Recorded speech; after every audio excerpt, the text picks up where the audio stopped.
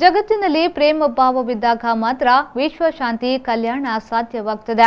ವಸುದೈವ ಕುಟುಂಬಕಂ ಎನ್ನುವುದು ನಮ್ಮ ಸಂಸ್ಕೃತಿಯಾಗಿದ್ದು, ಭಾರತ ಈ ನಿಟ್ಟಿನಲ್ಲಿ ಮುನ್ನಡೆದಿದ್ದು ನಮ್ಮೆಲ್ಲರ ಮೇಲೆ ಜಾಗತಿಕವಾಗಿ ಬಹಳಷ್ಟು ನಿರೀಕ್ಷೆಗಳಿವೆ. ಹಾಗಾಗಿ ಬದುಕಲು ಬಿಡು, ಅಹಿಂಸೆಯೇ ಪರಧರ್ಮ, ಪರೋಪಕಾರವೇ ಸೇವೆ ಎನ್ನುವ ಮನೋಧರ್ಮದೊಂದಿಗೆ ನಾವು ಜೀವನದಲ್ಲಿ ಸಫಲತೆಯನ್ನ ಕಾಣಬೇಕಾಗಿದೆ ಎಂದು ಕರ್ನಾಟಕ ರಾಜ್ಯಪಾಲ ತಾವರ್ ಚಂದ್ ಗೆಹ್ಲೋಟ್ ಹೇಳಿದರು.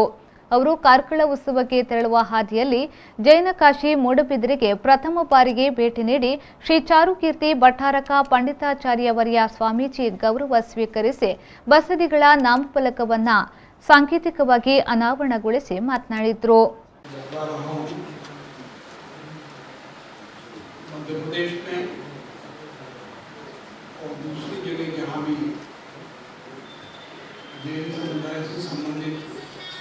धार्मिक स्थान वगैरह है, वहाँ जाता रहता हूँ। मध्य प्रदेश की सीमा पर और राजस्थान के अंदर, मध्य प्रदेश की सीमा से जहाँ मेरी कॉन्स्टिट्यूंसी थी असेंबली, उससे 2 किलोमीटर दूर नागेश्वर पार्श्वनाथ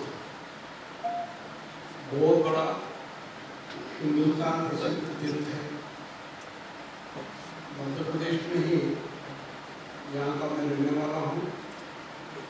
राजगढ़ जिले में, राजगढ़ में मोहनखेड़ा है, तो मोहनखेड़ा भी बहुत बड़ा तीर्थ स्थल है, जो वहाँ भी जाता रहता हूँ।